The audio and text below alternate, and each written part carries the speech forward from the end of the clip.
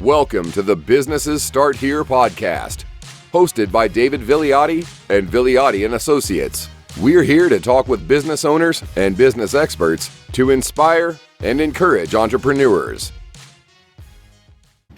Welcome to the Businesses Start Here podcast. We're back with another episode I'm excited about. We've got Bob Gambone here from Passion, Leadership, Results. He's a business coach that I've known for about 3 years now.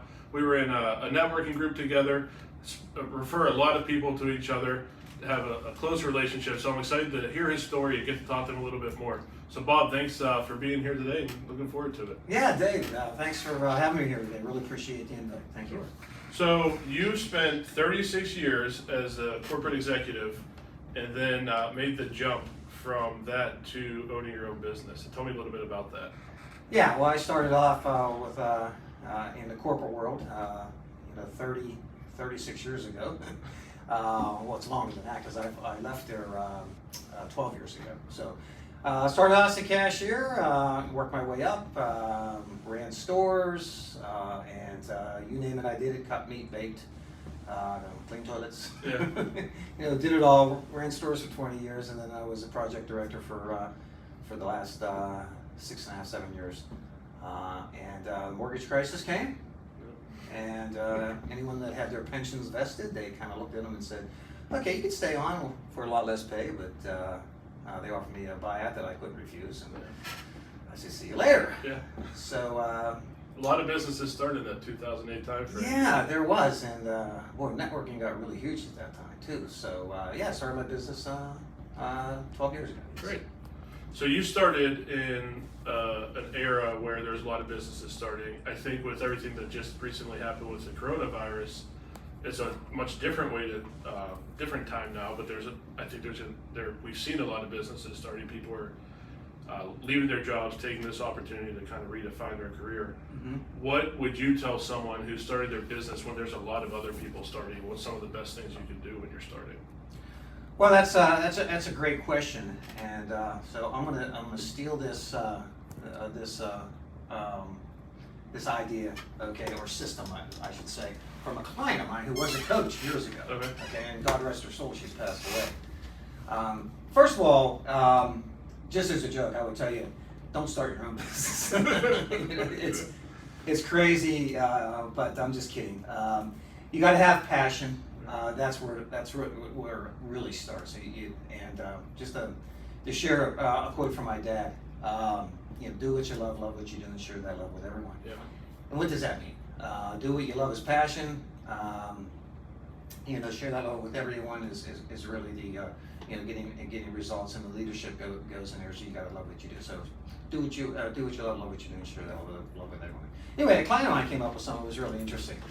She called it the 3 arts. The 3 arts, and she actually, when she would teach this to her clients, she would actually use a quote from my dad, who was in my book, Pecan Pie. So, first of all, there's heart. That's the first art. There's heart, there's smart, and then there's a part. And let me explain what that means. First of all, heart's all the emotional stuff. You've got to have courage and the passion. You really got to love what you do to start your own business. And that's leadership, that's humility, that's being coachable, being able to listen to people, and willing to make mistakes and accept those mistakes, because you are going to make mistakes, but you're going to learn from them. Yeah. So that's one thing, that's the hard piece. The smart piece is, listen, so many business owners, so many people starting their business think they know a lot about everything, and they just know a little about everything. So they know a lot of things about stuff that you just don't have to be dangerous. Jack of all trades, master of none. There you go. Exactly. So in order to be smart, when you first start out, like I do, you're going to probably be everything. Right. Okay. But I talk about 4 legs of the table. So with 4 legs of the table, in order to be smart, you got to have strategy in your business. Okay. You have to have that's one of your legs. Another leg is leadership. Is finances. Somebody's got to keep an eye on your finances. You've got to have technology, you've got to have marketing. You got to be able to market your business. So you got these 4 legs of a table, And then, of course, the top of the table is your leadership, is you as that person, and is your humility, and that's really the human aspect of the business. And I know that, you know, when you first start your business, you don't have the money to pay people to do things. You can barter, you can work something out, but eventually you're going to have to bring people in who are really good at what they do so you can do what you do. There's a saying, in order to grow your business, you ought to be able to work on your business, not completely in your business. Right. And so many people do that. You know, they see the money coming in and they end up just working 90, 100 hours a week. They get burned out. They don't have somebody keeping an eye on their finances, and they don't have somebody doing their marketing, and they just fizzle out. I mean, there's a fact out there, 8 out of 10 businesses fail in the first 3 years. And that's because they don't look at those 4 legs of the table. So I would tell somebody that they definitely need to do that. And, you know, I'm not self-promoting myself, but I would recommend that they get a mentor, which is an expert in their business, okay, or a coach who's not an expert in their business, but is a business expert. I did. I'm on my 3rd coach now. I've had my 3rd coach for years. So I recommend that you get somebody, because it's lonely out there. And being an entrepreneur is scary at times, but it's also very rewarding. And then the last part is a part. So you have the heart, you have the smart, and then a part. What does a part mean? You've got to separate yourself somehow from the competition. Right. Find something, and it can be the littlest thing.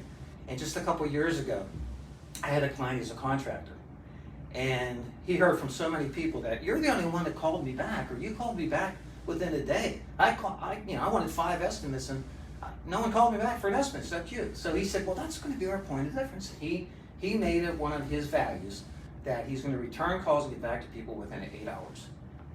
And for a contractor, that's for a contractor, that's incredible, right? Yeah. I mean, I did that myself, and people didn't call me back. So that became his point of difference, his company, and it really paid off. And he still continues that today. So you have to have that point of difference. And yeah, it is ever changing. You know, the world changes, so it's a continuous improvement process. But if you look out there, companies that have succeeded, I'll just give you some examples. You know, way back in when the instant hamburger, fast food started, the very first company that had a hamburger with a brand name was Burger King, Whopper. No one ever branded their, you know, so they come up with this branded hamburger with a Whopper, and everyone's like, oh, I gotta have a Whopper because that's the only hamburger with a name. And eventually everybody started naming their hamburgers. Edgar Snyder, I'm sure if you live around the Pennsylvania area, you've heard of Edgar Snyder. Yep. Personal injury attorney. We don't get, we don't charge you anything unless we get money for you. Well, guess what? Every personal injury attorney, that was their business model. They, you know, but he was the first one to jump on it and made it his point of difference. So again, heart, smart, and a part. That's good. I think one thing I wanted to point to go back to is where you talked about working on your business instead of in your business. I think that's probably the advice I give to all of my clients. Like you said, you can't always afford to hire somebody right away. I remember the first tax season after I left my job, I was literally working 20 hours a day for 2.5 months. Oh, yeah. Just because I couldn't, that's all I could do. Was there's sometimes a season where you may need to work into business because that's where you are, and usually it's early on. But like you said, the sooner you can get out of that, the sooner you can start to see some exponential growth, because 2 people can do more than twice as much as 1 person, right? And then 3 people can do exponentially more. So it's that power of exponential growth that a lot of people don't tap into. And what happens is, and I've seen this, you know, over the years, I'm 12 years in my business now, you start making money, you know, and you're like, wow, this is great. And you don't think about, okay, can I take a piece of that and now hire somebody to maybe do my marketing, you know, do my website, do my accounting, all right? And, you know, there's a trust issue, empowerment issue, whatever, and sometimes they don't do that, and that's why they just either burn out or they never grow. They just plateau and they stay where they're at. Yeah, and I think we talk a lot on this podcast about finances, obviously, but one thing that you can't untangle from, especially a small business, is the owner's personal finances and the business finances, yes, right? So, if, like you said, if you're taking, say you're making $200,000 a year on your business, and you're living up to $200,000 a year, well, where's that $50,000 for an employee going to come from? Right. It's going to come from you personally. Right. So the sooner you can get used to living on that 150,000, if that's where you are, the quicker you can get to that point where you can bring somebody on. So that's why I recommend it early even maybe to stretch a little bit, because it keeps the owner in that place. They're not going to want to go backwards to bring Right. somebody on. They want to go forward or stay the same personally with keeping the business growing. Exactly. Good point. So you also mentioned failure. You said we all fail. So what was your biggest failure? What did you learn from it? One of my biggest failures, okay, listen, I was a corporate executive, again, I left took my buyout in 2009, started my business. And I never networked. What I mean by that is Chamber of Commerce, networking groups, networking events. I was in a $10 billion company, so why did I have to do that, right? So when I hired my first coach, she said, okay, you're gonna have to get out there and start networking. All right, I'm like, what is that? So I joined two chambers, joined a Rotary, I joined a networking group, and I got excited. I'm like, well, what's the purpose of this? They said, well, you gotta refer each other.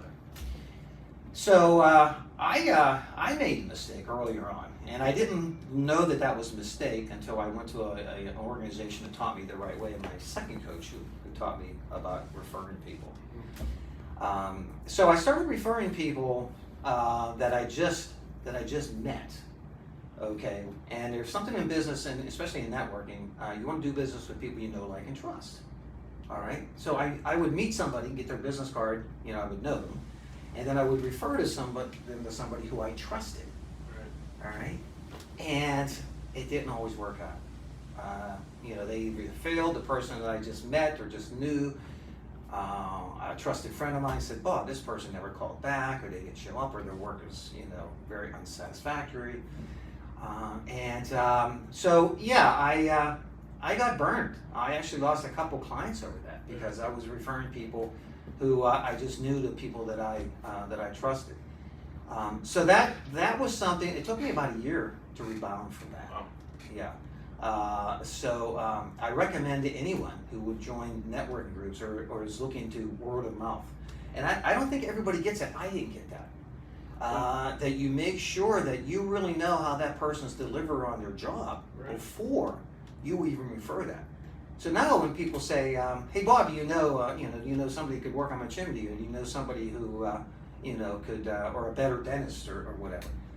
And I'm honest with them. I say, "Well, I can give you some information, but or I know a couple, but no one that I would recommend or refer you. So I really can't do that right now. Right. I won't even give them the name. Yeah.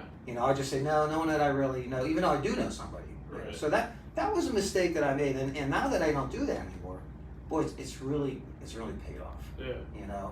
And I try to even when someone gives me a referral, one of my first questions is, because we've always heard the statement, it's not what you know or it's who you know. Well, right. in reality, it's not what you know or who you know, it's how well you know someone. Right. So I always ask them that question. Okay, on a scale of 1 to 5, 5 that they would be in your wedding party or they would go on vacation with you, how well do you know that person? Yeah. It's surprising so many times. Well, I guess just a 1 or 2. I just saw their sign somewhere or Right. something. So, well, then you don't really want to refer. Right. So that was my number one mistake that I'd have to say I made. Yeah, I had the same experience. So I joined a networking group where the goal is to refer people, Yeah. and you're excited to be in that group, right? And you want to prove that you belong in that group, so you start referring people, and then I got burned with people doing unprofessional work or just not servicing the client the way you should. So I think knowing someone is one thing, but liking and especially trusting them. Because if you like them, they're probably have the same values as you, but if you Mm-hmm. trust them, that's when you know that they can do the work. Yeah, can they deliver on the work? And so what I did was, and then when I got on to my second coach, she said, well, if you can, if it's in your budget, use some of their services first, maybe something little. So that's what I did. Yeah. Okay, and I learned from that, and I said, this is working out good, because then I was able to go to somebody and say, listen, I've used them. That's how good they are. Yeah. Yeah, it's kind of that third party credibility. yeah. Stealing your phrase. So did I answer your question? You did, yeah. Your biggest mistake. Yeah. So you've been in business for 12 years, Yes. and as we said, 80% fail in the first 3. Yes. So what has enabled you to stay in business? What's made you successful to this point? That's a great question. I'd have to say listening, just listening and learning, and having humility. And I will tell you, having a sounding board, a professional sounding board, and this is what I always tell, and this is kind of like my point of difference. I tell people, if they're thinking about a coach, sometimes somebody say, I'm looking for a coach, I'd like to talk to you, because I'm looking for other. I always say, okay, so if a coach truly believes in coaching, all right, ask them who their coach might be. Because I've always had a coach, and I still have a coach, a sounding board. And I always try to one-up my game. My first coach was 20 years in the business. She's now retired. Second coach was a best-selling author in Wall Street Journal and New York Times, #1 bestseller, and excellent coach. I had her for 3 years, and then she moved on. And then my coach now has been in business for 40 years, multiple businesses. They just closed down a business and reopened one. And like I said, I always try to one up my game. They've made all the mistakes, they've had all of those failures, and they've rebounded. So you need to have that. You need to have that sounding board. So that's what I did. Yeah. I joined a strong networking group. I participated in mastermind groups. I would listen, and you got to be able to change and adapt. Adapting to the needs of your clients are really important. Yeah, so speaking of adapting, so obviously right now, nothing's the way it was 18 months ago. What have you been doing, or what do you think other people should do to be able to, if they don't have that adaptability kind of built into them, to be able to grow that muscle, or to be able to kind of see things as they change and adapt to those? Well, look at your competition, see what other people are doing.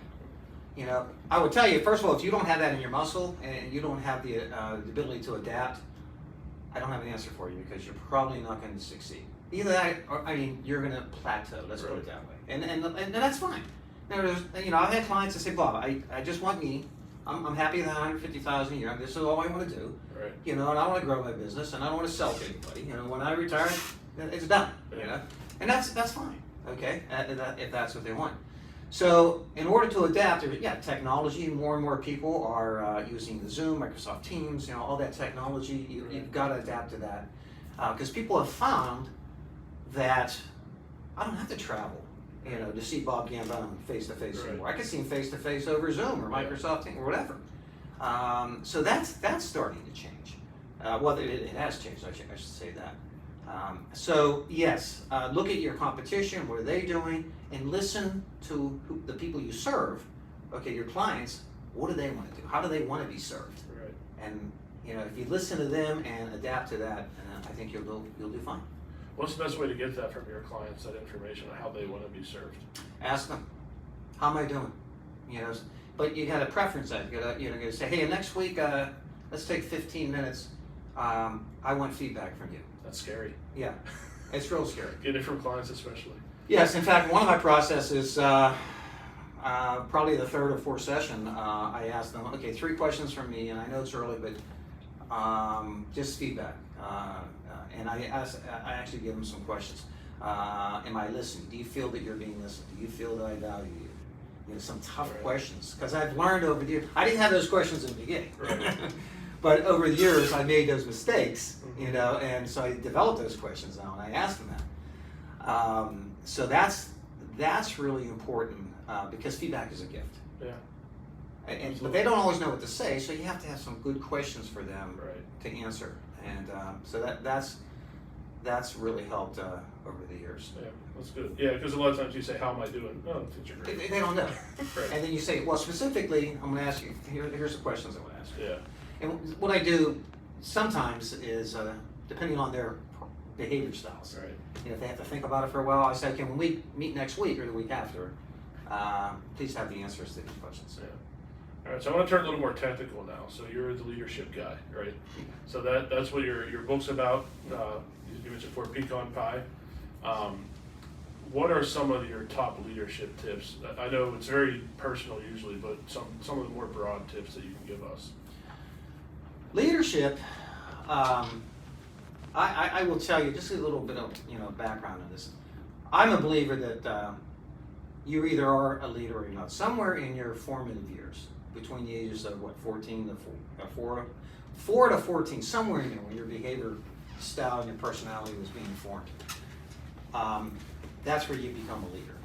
All right. Leadership, the way I define it is leadership is getting people to do things they may not necessarily want to do, but need to do, including ourselves. Right. Okay. In my book, I do talk about the difference between leadership and management. Okay. We all need to be managers. Managers are getting things done, through people. Leadership is getting things done with people. Yeah. All right. That's a Management good is, distinction. management is about tasks. Leadership is about the process and about teamwork. I believe in servant leadership. Some people will say, I don't want to kiss anybody's butt. That's not what servant leadership is. Not everybody wants to be a leader, and a lot of people don't. Right. They just want to come to work, and they just want to listen. They want you to be a leader, so you're serving them as a leader. Right. It's lonely at the top sometimes when you're a leader, but leadership is really fulfilling. If you are a true leader, you feel fulfilled when you lead other people. Leadership is about, think about climbing a mountain, okay? Managers kind of push people up, because that's what they have to do, get the task done.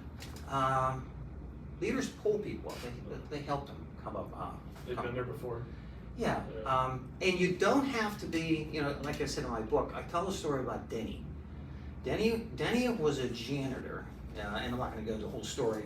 You can read my book and find it out. But At BobGambone.com. Yeah, at BobGambone.com. Yeah, it's on Amazon. 5-star. Yeah. I'm not promoting myself.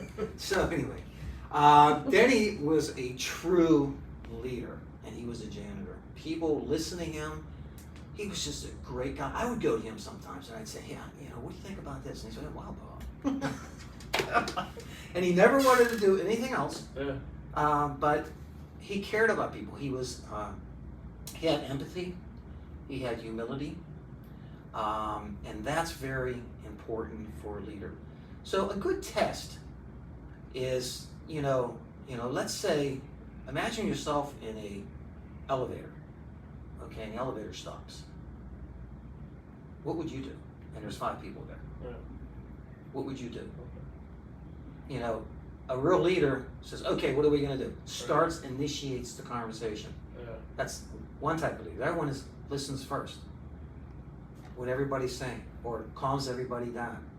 All right, listens, all right, and then helps make some decisions. And if somebody's better at making those decisions, and you figure that out real fast. Hey, I'm a fireman or something, whatever. So great leaders know when to let other leaders lead. So I know that's kind of a crazy example, but you'll see that even on teams, sport teams. You'll see that the great leaders know that, hey, he's better at it than I am, and he could do that better, or she could do that better. So to be a leader in your business, and listen, and nothing against people that don't have kids, but if you are a parent, you're a leader whether you know it or not. Because you're going to be leading your children. Right.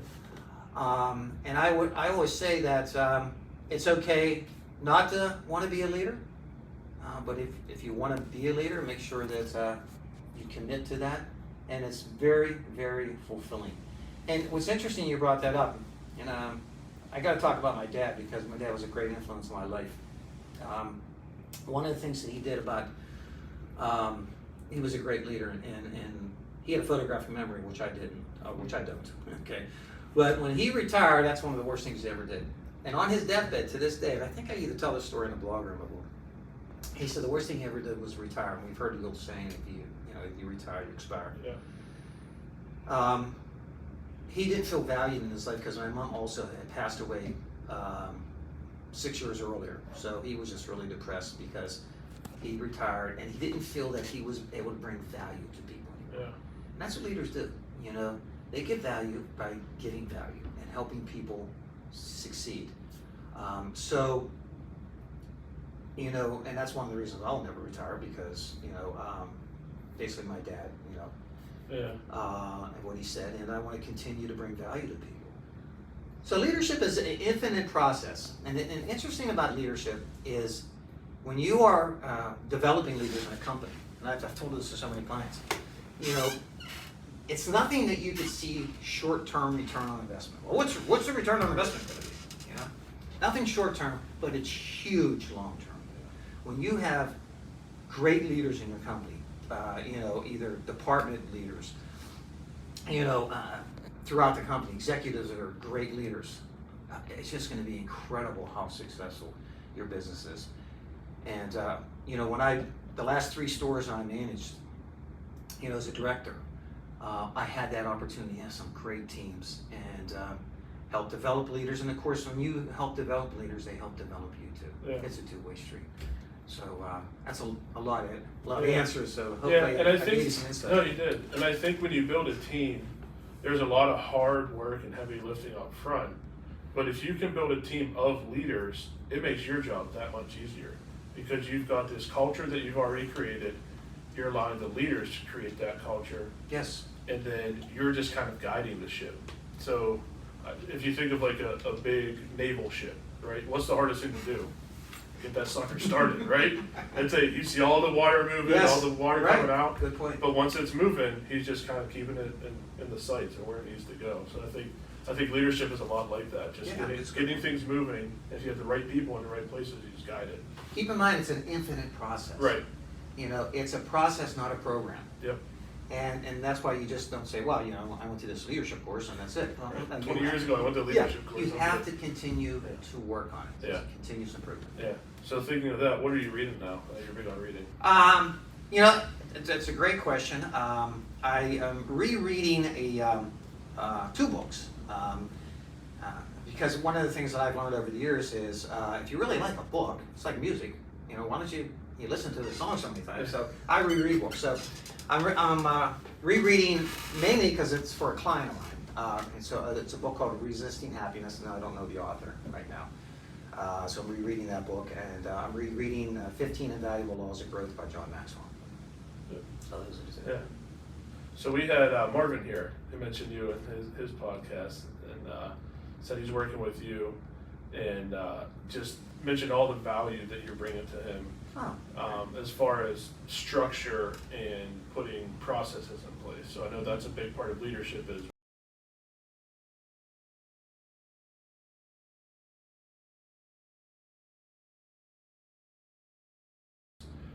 when to bring people on or what type of leader should be in what different types of roles. That's a pretty broad question, so take it however.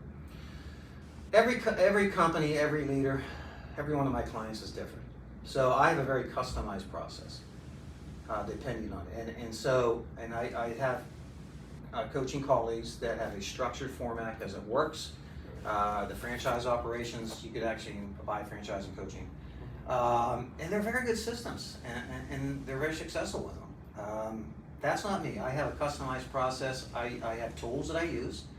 The book that I'm rereading, the 15 Invaluable Laws of Growth, is a process that I use. It is a book. We read it, we go through it, because there's homework at the end of each chapter, so that's pretty cool. John Maxwell's, that's probably one of his best books. There's a book out there by Patrick Luciano called The Advantage. That's a great process. I've done this with several clients in full and a little less, in parts of it. But I will tell you that it's a structured process and it really works well, for people that have maybe more than 3 or 4 employees, all right? So yes, there are some tools that I use. I have a comprehensive assessment. That's the first thing I do when I work with a client. You gotta find out where they're at. It usually takes 90 minutes to 2 hours, and it's 8 leadership questions and it's 8 business fundamental questions. They take a lot of notes, and that's how I get a feel to see what they need to work on and where they're at. And it's interesting because, over the years I've had clients that, I ask them a question, what's their marketing website, or, they're doing it themselves. Oh, I could do it for free, or I'm doing my own book work. I don't need a CPA, or, I don't need a finance person. So I do this assessment, and then I make a decision. Okay, here's the processes they need, and then I find out what they want. Well, where do you want to go? Where do you want to be in 3 years? Do you want to grow your business? Do you want to just be an army of one? You want to scale it? So it's a lot of questions, and then I'll make a decision on where do I want to be? I just had a client who recently gave me a great testimonial on my website. He came to me making a lot of money, And I said, okay, so we did a comprehensive assessment. He says, and I said, so what do you need me for? You know, well, I think I can make a lot more. He goes, plus I'm not happy. Turns out, and I was saying, so many people that are financially pretty successful, they're stuck in the wax and not in the flame anymore. So he said, yeah, I'm only working so many hours a week, and you know, I know I can do a lot more. I just need somebody to give me a little kick in the butt. So that's a different process. Right. You know, so we just work one-on-one, and we worked together for a year and a half. I actually just told him, I said, why don't we take a break for a while? Yeah. You know, so he says, okay, I'll take a break, maybe we'll come back in the fall. He more than tripled his income. He's making like, Wow. I think he paid cash for his house, but anyway, that's a whole other story. Wrote me a great testimonial, you know, and then that's just one person. And then I work with I just recently worked with a multi-million company. They went from 46 million to almost 200 million in business. I worked with them for 4 years. Worked with 20 of their managers and developed them into leaders. Yeah. So that's a whole different ballgame. Right. You know, I've worked with insurance companies with 7 or 8 employees, team members. So everybody's different for me. You know, so it's a very customized approach. Yeah. So, what is your why? What is my why? Quite simply, it's to help people be more successful so they in turn can help people become more successful. Is that why you started your business? So I started my business, okay, for a couple reasons. Number one was an inspiration from my dad. When he was with a huge Fortune 500 company, huge, and he was a division manager for that company. And he retired in 1983, and as I said, on his deathbed, it's one of the worst things he ever did was retire. So I said, I'm not going to retire. And my last couple of years as a corporate executive, I said, whenever I leave, I want to start my own business. Just wanted to do it. Had you wanted to before that, or is it something that grew in you as you? It grew in me. Reading different books, meeting different people. It's interesting. It's a good question because my last 6 years as a corporate executive, I was project director, and I had to bring on contractors for special projects that we had because we didn't have them in that company. So you had to bring on contracting specialists, and these are all business owners. So I got to develop good relationships with them, and that's why it was interesting because when I told one of them I was going to start my own business, and that's when they told me to get a coach. Yeah. I said, well, I'm a certified leadership coach because I did that also with with the company I was with. Yeah.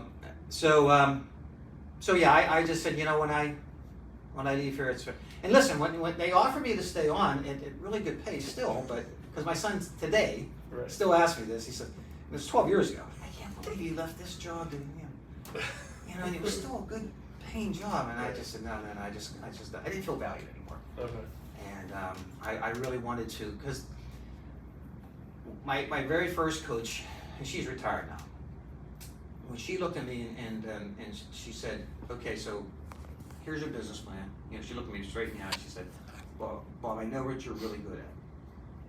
You've been doing it for 36 years. I said, yeah. She goes, that's what you want to do. Because I was going to do something different. I was going to be a consultant in the business that I was in. She said, well, what do people tell you you're good at? All right? And I'm like, I don't know. Well, when I was leaving the company, I had sent out an email, and I got back, it had to be over 300 very heartfelt emails. Now, this is a little, personal, emotional, but I actually printed them all off as 303, I think it is, and I still have them today. Wow. And listen, I was in charge of thousands of people, in the district that I was in charge of in Ohio. So some people emailed me that heard that I was leaving. I didn't even remember their name because, there were so many people. But they all said things like, you really helped me become better leaders, you're passionate about what you do. You help me with passion. We always got results, and of course that's where I got my name, Passion Leadership Results. Yeah. So that was more of an inspiration. I said, I got to do this. And that's when Diane looked at me and she said, well, did you ever think of becoming a business leadership coach? I'm like, no. So she helped me with my model, had me read some more books, and and a lot of them went back to John Maxwell and a couple other great leaders. And I said, yeah, this is what I want to do. So and my business models changed over the years. And then so that was a big answer to the first reason. And my second reason why I started my business was a great conversation I had with my muse. And I'll leave it at that. Fair enough. So what's the biggest challenge you're facing now? Post-COVID, Yeah. as you said earlier, the world's changed, but people are different. Right. People are thinking different, and they haven't landed yet.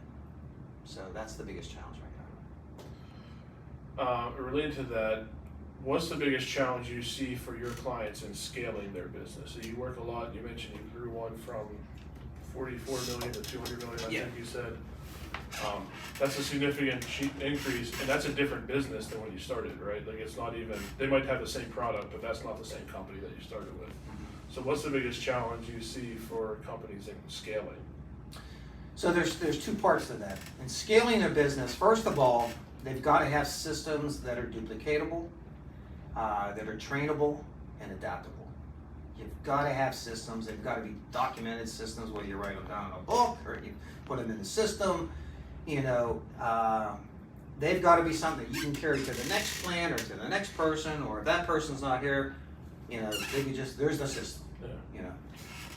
So that has to happen. And then as leaders, you've got to be able to have humility and be able to empower people. So many business owners don't trust or they can't empower people because they're really good at what they do. And, so I'll go back to this company that's a manufacturing company. The owner of the business, it's now third generation. It was second generation when I started working with them, and it's now been 6 years ago because I worked with him for 4 years. He was the best at everything. Everything. He could do this, he could do that, and that's okay if you want to work 90 hours a week and you want to burn out. So it was an entrepreneur business instead of a managed business. So he had very few leaders. Everyone went to him for the answers. He didn't empower people. He didn't develop leaders. So my goal was eventually, was to come on to help him develop leaders, so he could start growing his company. Family-owned business. He was the only one in the family. He had none of his kids work for him. They all work for him now. So I tell people that if you want to scale and grow your business, you got to have systems in place. You got to have vision. You got to, and you have to empower people, and you have to let go. No one's, and as I told this gentleman, no one's going to be as good as you at this. But that's okay. As long as you have specs and requirements and have the systems, they're going to do the best they can. So that's where you got to let go a little bit. And there's a lot of other things with the finances and all that other thing to make this scalable. And that's why you need those four legs of the table to help people. If you try to do this all yourself, you're going to burn out. It's not going to succeed. So you need somebody, gets into real estate if you're that, or gets into people, again, the finances, the marketing, and technology, all that stuff. You need to have that in place. So that's and then, by the way, that company is going to have 4 plants by the end of next year. Wow. They're going to move down. They're locally. They have 2 plants locally. They had one. Now they're 2, and then there's going to be one in Kentucky and one in Texas. Wow, that's great. Yeah. So you said you have to let go at some point. How do you know when the person is ready to take on? You don't. That. Faith. I was thinking the John Maxwell adage: when they're 80% ready, it's time. Yes. You have to have faith. There's something that Patrick Luciano talks about, and very spiritual about. It's vulnerability trust, and that's really hard. In fact, I have a client right now who's struggling with that. And when you have that vulnerability trust, when you say, "Look, I'm not that good at this," and that's what I've seen. I worked with a finance company where the best financial guy was the owner, and the 6 people that worked for him weren't as good as him, but that was okay. And they would tell him that. Yeah. But they were better at some things than he was. And he would tell them that. I said, you're better at this than I am. And when you have that going in a company, that's awesome. Yeah. Are you going to make mistakes? Absolutely.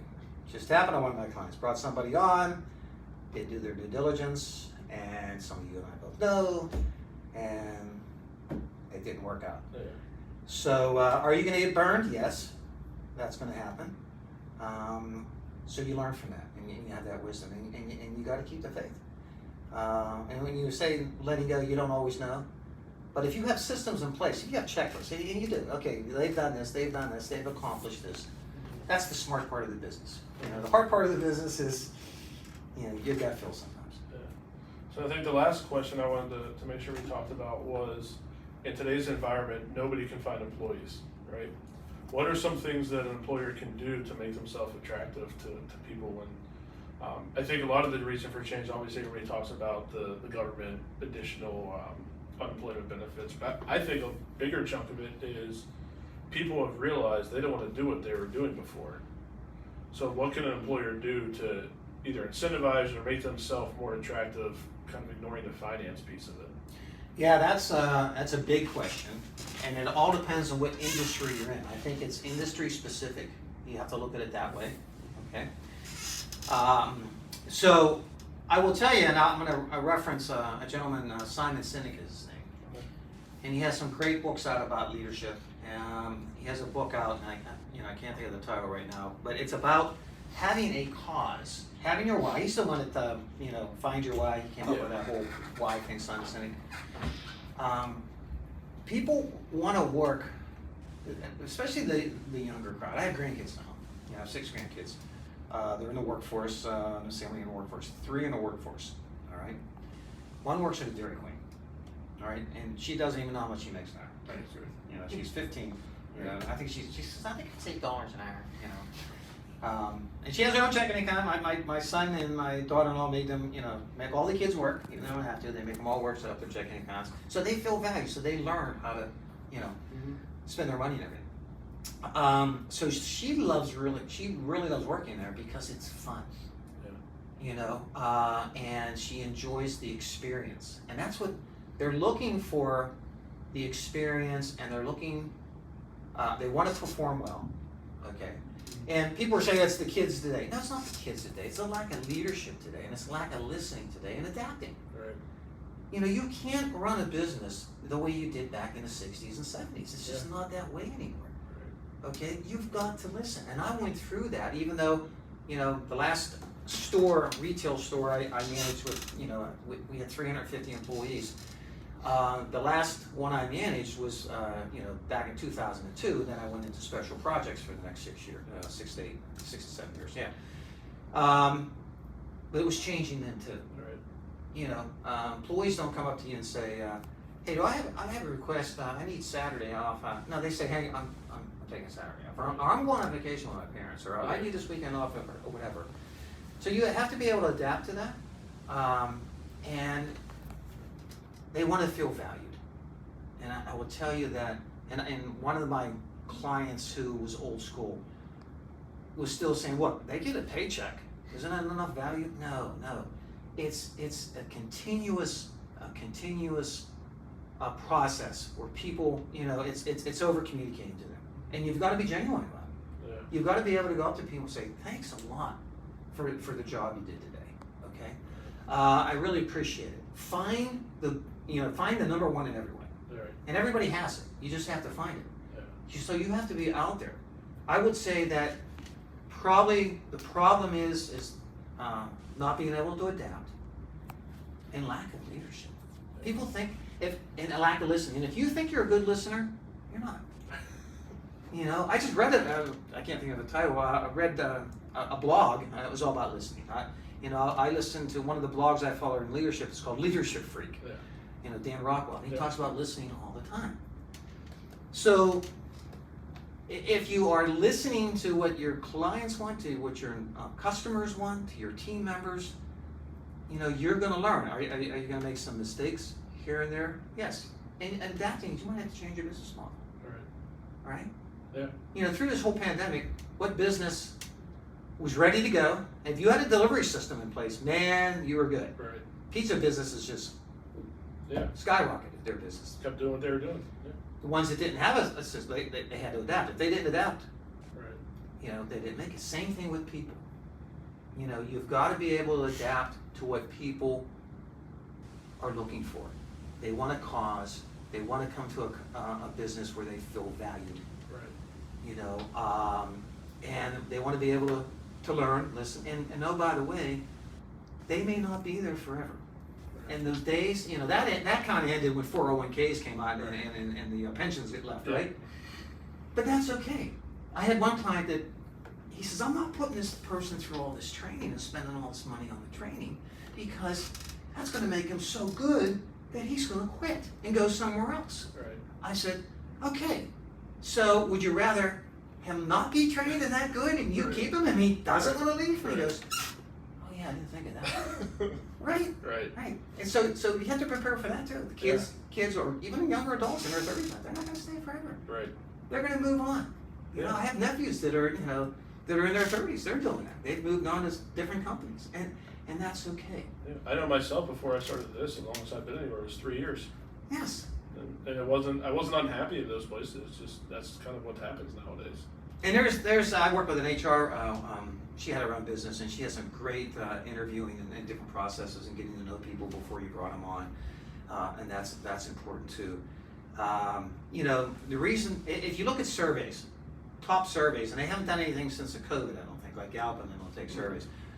Top 10 reasons why people leave a company, and they don't leave companies; they leave leadership or lack of, and it's not paid. In the top 10, it's never paid. Right. It's amazing. And if you tell people that, oh yes, you do. No, it isn't. Yeah. They knew how much it was coming in. Right. If they weren't trained, they didn't feel valued, they didn't like the work experience, and that's what you've got to work on. Find out, get the feedback. Yeah. Find out what's missing and fix it. Yeah. That's good. Well, Bob, I appreciate it. You promoting anything? Yes, I am promoting something. I am promoting, and you're actually part of it, is a group of 7 people. And I will tell, and this goes back to how can you succeed in business, or how do you take your business to the next level? Okay, so there's 7 of us, and anywhere from finance to lifestyle, to leadership coaching, to technology, to marketing, to law. You know, we represent those 4 aspects of the table, 4 legs of the table. And we've all made the mistakes. We're all entrepreneurs. We're all business owners. And you need a team like that. And it doesn't mean you hire all of them, but you can come in with one. Maybe you need finance right now. Maybe you need marketing right now. But don't try to do everything yourself. All right. So I'm promoting our team. And if anyone listening to this is interested in getting some help in their business, like I said, everywhere from finance to marketing to legal to leadership, you can contact me, Bob Gambone at bobgambone.com. That's my email, real easy, bobgambone.com. Or if you just Google Bob Gambone, I'm like the first page. You can go on my website and get my information. So I am really sincere that you want to get help from people that, first of all, they all trust each other, we all trust each other, we all help each other. And that's going to take your business to the next, because when you have a team, it's together everybody achieves more, the acronym for team. You come in and start with one of those, and then as your business grows, or maybe you already have enough money in your budget to bring a few of us on. That's what I'm promoting right now is our team. I don't know, you can call it the Magnificent 7 or whatever. Yeah, there's 7 of us right now, and we could really help you grow your business. Great. Thanks, Bob. All right. Appreciate you being here. Thanks for having me here. Everybody, thanks for watching. We'll have more episodes to come. We're working on getting more and more people. Again, feel free to let us know if there's any topic you'd like to see us cover that we haven't yet. And until next time, we'll look forward to seeing you. Thanks for listening to the Businesses Start Here podcast. We hope you were inspired and encouraged by today's podcast. We would love to hear your feedback. Please send us an email at podcast@villiotti.com. That's podcast@villiotti.com. And be sure to share, like, and comment all of our content.